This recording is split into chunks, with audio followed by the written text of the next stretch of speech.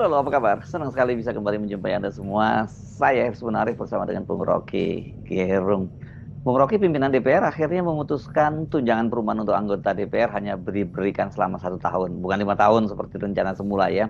Artinya kalau semula itu mereka akan dapat 50 juta kali 60 bulan. Ini berapa totalnya ya? 3 miliar. Jadi ini sekarang ini hanya 50 kali 12 juta, 600 juta. Cukup oke lah ya untuk 5 tahun itu artinya kan mereka dapat uang sewa rumah 120 juta. Memang nggak bisa apa ya, mereka nggak bisa dapat kelebihannya ini. Dan ini terjadi karena dampak kemarahan rakyat yang menggeruduk gedung parlemen hari Senin kemarin. Ya, heboh pasti kalau anggota DPR pamer kegembiraan tuh. Karena rakyat merasa, kalian itu jangan pamerkan kegembiraan di tengah-tengah penderitaan kami itu. Karena itu kontroversi ucapan-ucapan anggota DPR hari-hari ini juga jadi semacam penanda kematangan etika parlementarianisme dari para anggota DPR. Kita paham bahwa satu, ya sebut aja satu kegembiraan karena gaji naik, mungkin tunjangan dapat segala macam tuh, tapi rakyat tetap melihat bahwa itu kemewahan tuh. Apapun keterangan anggota DPR, tetap rakyat menganggap masih ada kesulitan ekonomi. Jadi berhematlah kalian tuh, dan tunjukkan betul-betul empati. Jangan tiba-tiba gembira lalu tanpa sadar sebetulnya ada kamera di situ, sehingga terlihat bahwa yang dipentingkan adalah kursi DPR, bukan kursi dari mereka yang diwakili, yaitu kursi reot di gubuk-gubuk, kursi reot di warung-warung Tegal, kursi reot di sudut-sudut kota yang diduduki hanya untuk beristirahat, lalu sang pengumpul sampah berjalan lagi. Kan kontras itu yang terlihat tuh. Nah, kita mulai menduga bahwa ada etos yang pongah sebetulnya di kalangan sebagian anggota DPR yang menyebabkan kemarahan rakyat itu akhirnya ditimbun lebih tinggi lagi tuh. Dan suatu waktu itu akan meledak menjadi ya problem kelas, problem etnis, problem sara secara umum. Kita coba memahami kesulitan ekonomi rakyat. Kita coba memahami harga beras yang mungkin tak terjangkau lagi oleh bahkan sebagian kelas menengah. Kita coba memahami kemarahan publik karena pajak di mana-mana orang bertemu dengan tagihan pajak tuh. Nah, sekali lagi kondisi kita tidak di dalam semacam ketertiban atau order hukum, sehingga kalau orang melanggar hukum dia bilang aja ya saya melanggar hukum karena hukum itu memiskinkan saya, hukum itu tidak adil.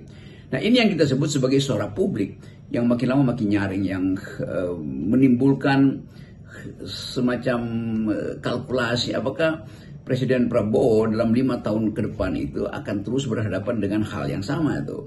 Tapi sekali lagi kita sebutkan aja dari awal bahwa apa yang disuarakan rakyat itu terhadap dalam bentuk kritik pada anggota DPR itu betul-betul konsisten dengan keadaan kita yang betul-betul sedang melarat. Jadi rakyat bersuara karena kemelaratan sebetulnya tuh. Dan ada peristiwa, ada event yang memang memicu itu, yaitu kepongahan anggota DPR yang bahkan ya menyalah-nyalahkan rakyat itu, dianggap rakyat tidak bisa berpikir. Ya memang rakyat nggak mungkin berpikir. Kalau dia bisa berpikir, dia nggak akan minta kalian mewakili mereka di DPR untuk mewakili pikiran mereka supaya disempurnakan sebagai suara parlemen. Oke, mari kita dekati persoalan ini dari sisi filsafat tentang parlemen. Saya kira penting kita untuk kembali mengingatkan soal ini, karena kalau kita lihat fenomenanya ya sebenarnya kita itu bingung dengan mereka-mereka yang ada di parlemen itu. Sebenarnya mereka paham nggak sih tentang peran dan fungsi mereka itu apa gitu, dan bagaimana etika mereka berhubungan dengan para konstituennya. Ya Bung Heru, coba saya terangkan sedikit fondasi filosofi dari apa yang disebut sebagai etika parliamentarianism sebetulnya. Seorang anggota DPR di dalam filsafat politik diberi nama watchdog, anjing penjaga.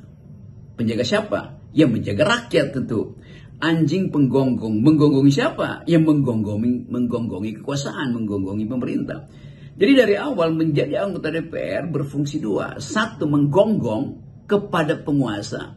Dua, menjaga tuannya, yaitu rakyat. Jadi kalau yang terjadi sebaliknya, si anjing penggonggong ini menggonggongi rakyat dengan menganggap rakyat itu tolol, rakyat itu kurang cerdas, rakyat itu tidak terdidik. Itu artinya dia menggonggongi tuannya.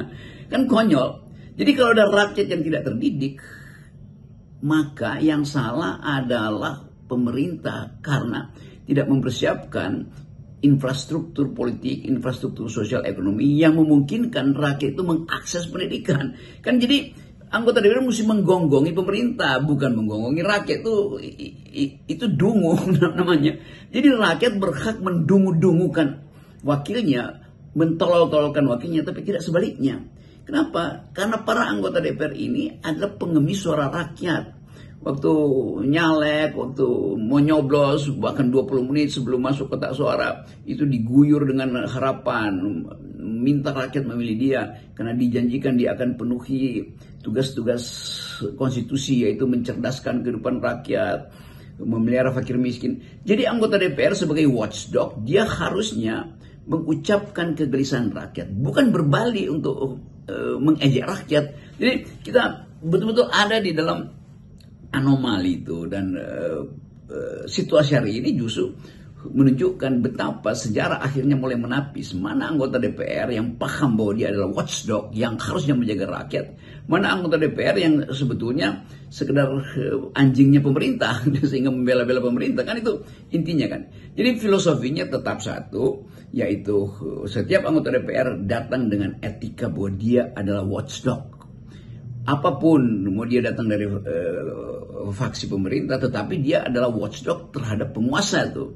Dan sistem berpolitik kita mesti didasarkan pada pengertian dasar itu. Anggota DPR menggonggong pada pemerintah, bukan menggonggong pada tuannya, yaitu rakyat. Melihat sikap dan perilaku anggota parlemen kita yang setelah terpilih menjadi berjarak dengan rakyat yang sebelumnya memilihnya, atau lebih tepatnya diminta untuk memilih mereka, itu saya pikir memang perlu ada tata ulang nih ya, hubungan antara rakyat dan mereka yang mewakili, dalam hal ini anggota DPR. Ya betul sekali Bung Hersu, bahwa negeri ini memerlukan kurikulum etika publik. Negeri ini memerlukan pelajaran etika parlementarianisme. Negeri ini memerlukan keterangan akademis dan historis sekaligus tentang apa sebetulnya relasi antara negara dan warga negara, relasi antara rakyat dan wakilnya itu. Yang salah selalu adalah arogansi wakil rakyat itu didasarkan pada pengertian ngaco dia bahwa dia itu mewakili kedaulatan rakyat. Tidak mungkin kedaulatan itu dimandatkan melalui wakilnya untuk diwakili di parlemen. Karena begitu mandat itu dapat, maka mandat itu bisa dipakai oleh wakilnya untuk dagang politik sebetulnya. Karena itu kedaulatan rakyat tidak boleh dimandatkan, tidak boleh bahkan diwakilkan. Yang diwakilkan adalah kepentingan rakyat, bukan kedaulatannya.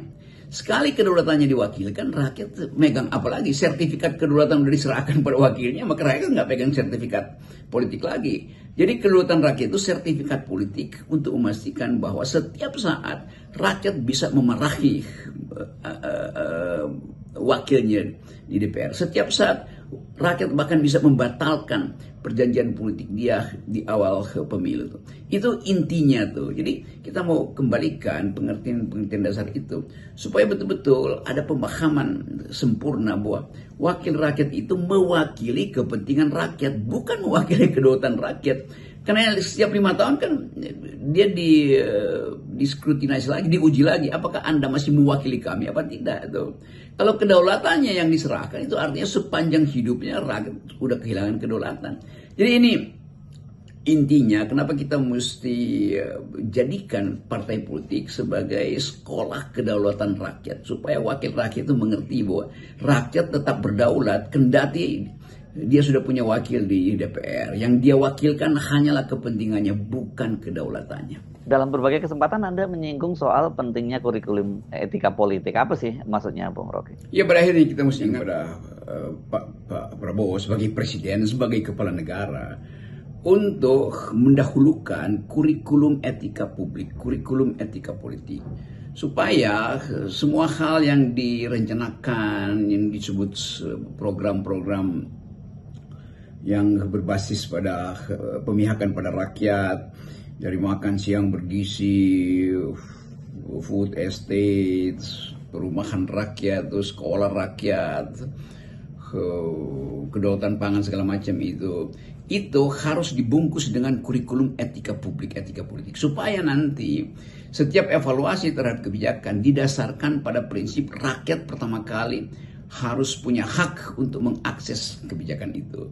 Dan kalau itu kita lakukan, kita bisa katakan bahwa ini era untuk memulihkan kembali demokrasi dalam pengertian asasinya, yaitu menghormati kedaulatan rakyat. Ada kedaulatan pangan, oh iya, tetapi kedaulatan pangan itu harus bisa diakses oleh kedaulatan rakyat. Ada rumah rakyat, oh iya, tapi rakyat ingin tahu apakah betul ini didasarkan pada kepentingan rakyat atau semacam ide yang hendak membujuk rakyat untuk jangan kecewa. Sementara rakyat tahu bahwa ya yang direncanakan sebetulnya bukan untuk rakyat, tapi untuk sekelompok orang yang akan dapat proyek itu. Jadi semua hal akhirnya harus dikembalikan pada kurikulum publik.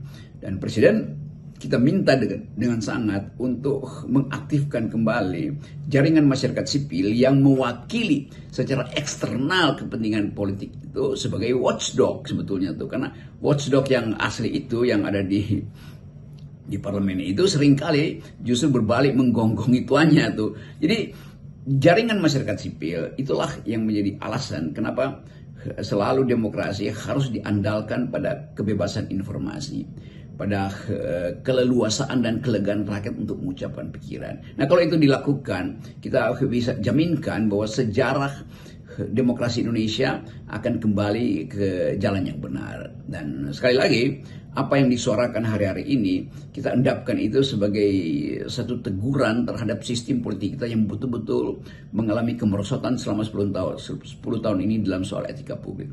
Jadi kenapa kita mulai ragu bahwa arah demokrasi mungkin akan tiba di tujuan yang salah? Karena jejak-jejak kasus, jejak-jejak event hari-hari ini, mulai dari pejabat negara yang mengkorupsi uang negara, anggota kabinet yang tidak paham apa sebetulnya hubungan antara keadilan dan keputusasaan rakyat, apalagi anggota DPR yang berbalik justru menghardik rakyat. Jadi semua isu yang hari-hari ini ada itu jadi semacam penanda bahwa kita ada di dalam kondisi yang gelisah terhadap arah negeri ini. Supaya tidak gelisah, kita pastikan bahwa akal sehat harus dituntun sebagai penyelamat negeri. Salam akal sehat.